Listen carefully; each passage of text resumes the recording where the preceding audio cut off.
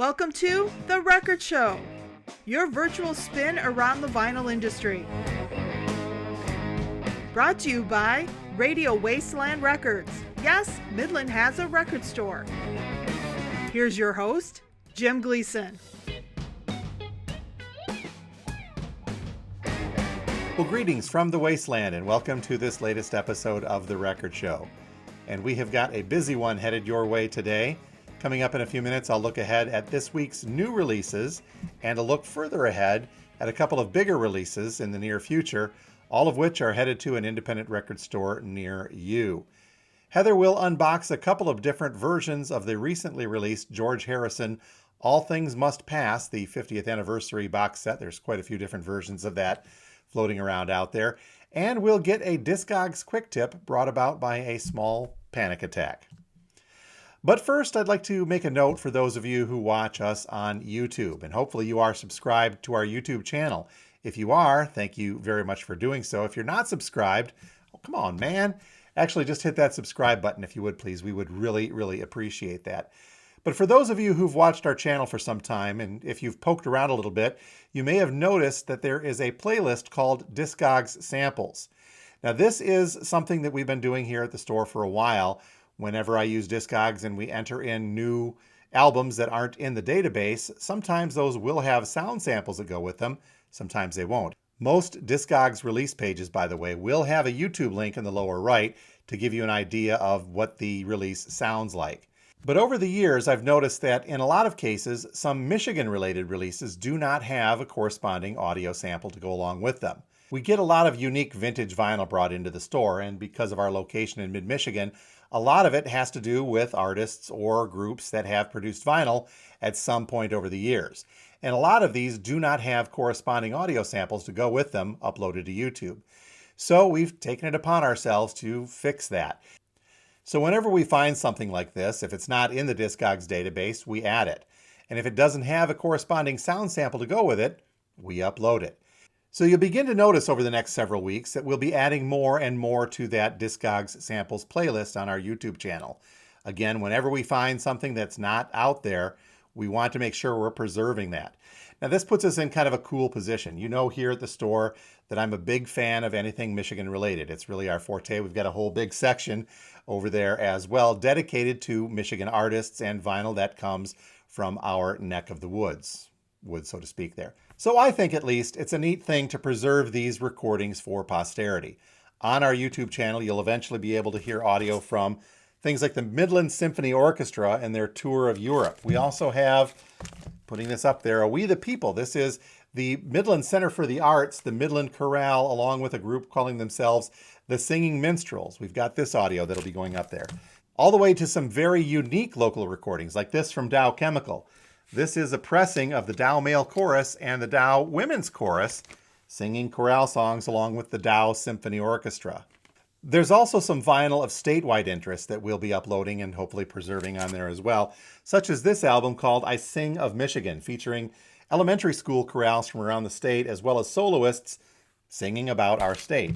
To things like the Tigers, that year they won the pennant, no, the one before that, the 1968 Detroit Tigers featuring calls by Ernie Harwell, kind of a very unique piece of audio.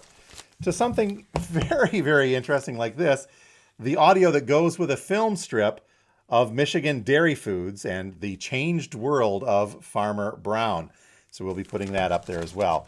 There's even some very unique local artists like this one named simply Craig. I think we've looked at this before, but Craig John and a country album put out in the mid-70s. And then all the way to some 80s punk artists from Detroit that are somewhat obscure, like Country Bob and the Blood Farmers and Snake Out. All of these things exist somewhere, but we're going to kind of corral all of that audio in one spot. And you'll be able to find it on our YouTube channel. All you have to do is look for the playlist entitled Discogs Samples.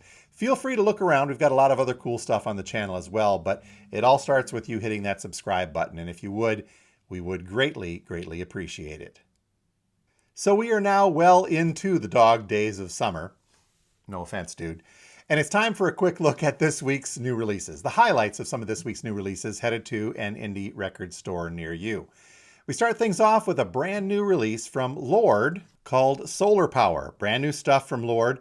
12 tracks produced by Jack Antonoff, who collaborated with her on the chart-topping album Melodrama. Also, and this is very, very cool, from the supergroup Generation Axe, we've got a 10-inch vinyl limited edition cover of Queen's Bohemian Rhapsody. So this group, featuring Steve Vai, Zakk Wylde, Yngwie Malmsteen, Nuno Betancourt, and Tosin Abasi, have covered this Queen masterpiece just for guitar fans. So again, look for that on a limited edition 10-inch piece of vinyl.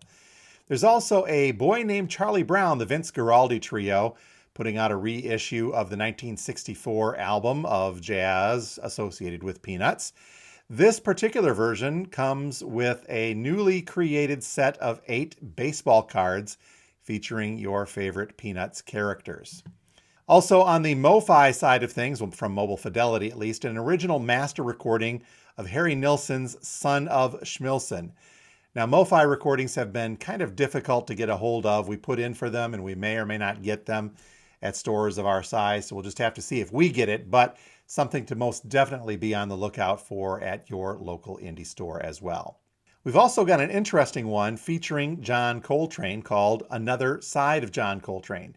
Limited edition, 180 gram. It's a collection of classic performances from John Coltrane, but featuring him as a sideman. It also features fellow jazz legends Miles Davis, Thelonious Monk, Sonny Rollins, Tad Dameron, and Art Taylor. Our promo stuff calls this an insightful new compilation featuring liner notes from award-winning music historian Doug Ramsey.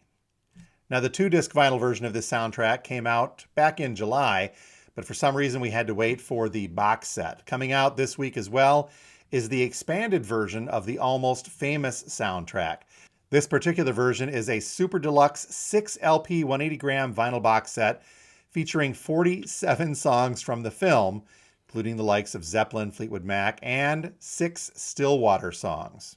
This box set also features some neat collectibles, including a Stillwater poster, recreated concert tickets, a 40-page booklet, and the William Miller cover story on Stillwater from the 1973 Rolling Stone. So that is done up as kind of a neat little print on the side there. We also this week have a reissue of Eric Clapton's self-titled album from 1970. Some cool stuff on here, After Midnight and Let It Rain being the bigger hits on there. And a reissue, a 30th anniversary, by the way, reissue of Type O Negative's Slow, Deep, and Hard. That is coming out as well. And finally, on the reissue front, coming out this Friday, we've got a version of The Sound of Music original soundtrack recording. So Doe, a deer, I think that's how that goes. Now, in addition to those releases coming out this Friday, there are a couple of bigger ones on the horizon that you should keep a watch out for, including a brand new album from Iron Maiden. Now, this is going to be available in 3 different formats. The first, of course, being the 3 LP version of Senjutsu coming out on 180 gram black vinyl.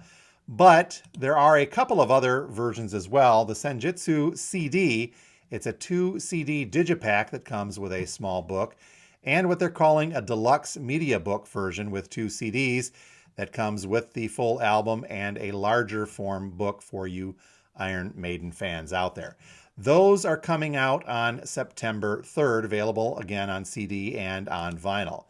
Then looking ahead to September 10th, Metallica, their Black album, will be released as a remastered version, a double LP black vinyl version in the offing, listing for around $25. And there's going to be a big super deluxe box set of Metallica's self-titled, but again, called the Black Album. Now, this box set is going to list for around $250, and it features 5 LPs, 14 CDs, and 6 DVDs. Billing this as a limited edition deluxe and numbered box set, comes with a magnetic flap, so hopefully there's no cassettes in there. The album has been remastered on 180 gram double vinyl and CD. Now, as I mentioned, this version includes the remastered double LP as well as 3 live LPs.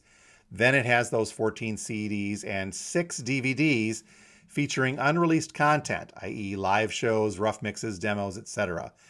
I guess you also get an MP3 download card of all of the audio, 4 tour laminates, a lanyard, 3 lithographs, 3 guitar picks, a lyrics folder, and sheets. and a 120-page hardcover book with never-before-seen photos and stories from those who were there. So that really is a version for you hardcore Metallica fans. Now, both the regular LP version and the deluxe are coming out on September 10th. So look for those in the near future, and don't forget all of this week's new releases coming to an independent record store near you. Hey everybody, Heather here for the record show. I wanted to give you a little look at the new George Harrison set that has come out this week. There's a few different versions. I'm going to show you the 3 set, and then we also have an 8 set. Let's see. We have an 8-piece set that we are going to look at. So we're going to take it apart. We're going to sort of take a little look, see what's in here. It's kind of exciting. It's great for Beatles fans. Some people are George Harrison fans standalone, and I understand why. He's personally my favorite Beatle. So I'm wrestling a little with this. This is beautiful, beautiful packaging. Let me start there. I kind of just need to thank one of our great customers who let us open this up for him. So I kept the shrink wrap on, so that the sticker's on there and everything. This is a really nice sturdy box. Nice little printing on there. Show it to this camera too, both. Okay. So inside, let me see, let me flip this around, guys. Try to be real gentle with it all. Ooh, this is pretty cool. Okay, I'm gonna start with the book, because this is really pretty, really nice, nicely printed. Take a little look inside. This is my first time looking, so we're just sort of taking a little peek. I'm not gonna crack into it too much. You guys can see it's some nice photos from the recordings.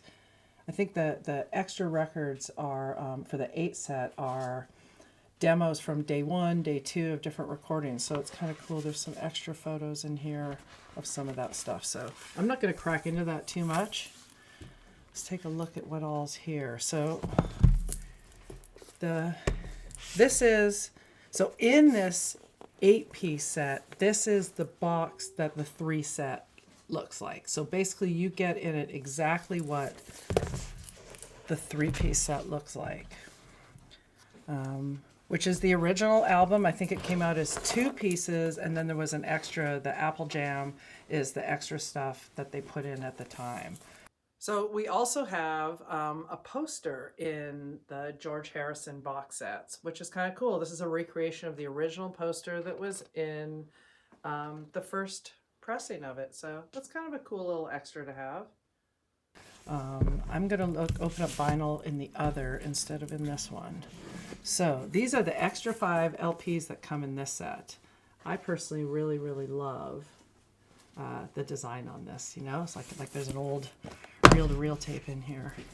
Day 1 demos, day 2 demos, session outtakes and jams, party disc. This is nice, you guys. Let's see. I want to, again, I'm trying to be real gentle here. I know I'm getting in the camera way, but Oh, this is pretty. Apple logo. Super nice. I would guess this is maybe 140, 160 gram vinyl. Nice. And you know what they did in here, which is also kind of nice, is where this could be a record jacket, but each vinyl has its own separate jacket too. So as a collector, you can kind of choose to have it still be in the nice poly instead of just in paper. Kind of a nice extra. Lots of thought to the collector in this. The book would be my big sell on this. So I personally got the 3 record set, which I'm really excited about. I mean, I just feel like this is a listener. I love this album so much. This Desert Island, no doubt. So that was good. But now that I'm seeing the book in the 8-piece, I'm kind of thinking that, I think it's a pretty good purchase. I think it's about $200 for the 8-piece. Which now that I'm really, I think it's really, really reasonable. I'm paid $65, I think I paid for the 3-piece. Oh, there's a Mac Daddy $1,000 one that has the little figurines of George and the gnomes. And there's a bookmark in it with a piece of wood from a felled tree from his forest. I mean, come on, collectors. There it is. But this is really awesome. Honestly, if the 3 record set, if you don't need or want it for yourself, there's a record collector in your life that needs this for Christmas or birthday, Father's Day. I don't care, just to get one. Record. Oh, there's a 5 record too. I'm totally forgetting. I'm sorry. There's the 3 record one. There's a 5 record, which would be basically what I just showed you without the nice book. If I was jumping, I'd just go to the 8 record and get the book. So, haven't listened to any of the outtake stuff, obviously, but here it is, guys. All things must pass. It's a must-have. 50th anniversary. Thanks. And finally today, some of you may know that we use Discogs here at our store. Well, use really isn't quite the right word. Rely on Discogs is probably better here at our store for a great many things. We do a little bit of selling from our Discogs store, but primarily we use the database function to help maintain our store's inventory. So this past weekend, we got a little bit of a scare when Discogs began having problems. According to the Discogs forums, there were some updates over the weekend that really made some portions of the site extremely unusable while they worked those bugs out. Now, it varied from user to user, but for us, it made searching tremendously difficult. We kept getting all of these error messages, or the site would cycle and cycle and cycle and never really get to the point. Now, this went on for the better part of Saturday and well into Sunday. I had confidence, though, that it was just temporary and eventually things would get back to normal, as they did by late Sunday afternoon and into Sunday evening. But that got me thinking. I rely a little bit too much on Discogs for a great too many things, and if something big or disastrous were to happen, there are close to 10,000 items that we have in our inventory using Discogs that could be in peril. But there is a way around that, and if you use Discogs at a much smaller scale or a much larger scale, there's a way to keep track of your collection that is separate from Discogs using the export function. Now, the best way to do this is to A, have a Discogs account set up, and B, have some items into your collection. Now, once you've got the account and additions to the collections taken care of, to save yourself some heart attacks and export that collection to a local format that you can save on your computer, you want to head to the Collections tab on your Discogs page. From there, in the upper right, you will see a link called Export My Collection. Click on that and you'll be given the options of what you would like to export. You can do your contributions, your want lists, if you have an inventory in the marketplace for selling, or if you've placed a lot of orders. But for this case, we would simply click on Collection, and then you click on the Request Data Export. What this is going to do is cycle for a few minutes as it goes through your collection, depending upon how large it is, and then ultimately give you a link for download, either through email or back at this export page. You'll be given the option at that point to download a document in the CSV format. And from there, you could save that file locally to your computer or back it up onto a hard drive, and you'll be able to access your collection at that time of export in either an Excel document, or if you use the Apple Numbers program, or even through the open source OpenOffice program. Now, you need to keep in mind that that export is a snapshot of your collection at the time you requested the export. If you, like we, add and subtract things from your collection on a daily basis, that will not be reflected in the document that you downloaded. You'd have to request another export. So maybe it's a good habit to get into to export your collection once a week and just have that as a safeguard in the event something very, very tragic and unlikely happens to Discogs down the line. Now, the Excel document is not going to be as easy or as elegant to navigate around in, but at the very least, you will have all of your entries saved on something that is not reliant solely on an internet database. Me right round, baby, right round, like a record, baby, round, round, round, round, round. You spin me right round, baby, right round, like a record, baby, round, round, round, round, round. Thanks for watching The Record Show. If you haven't done so yet, please make sure to subscribe to the Radio Wasteland Records YouTube channel. And be sure to hit that notifications bell so you'll be alerted every time we upload new content.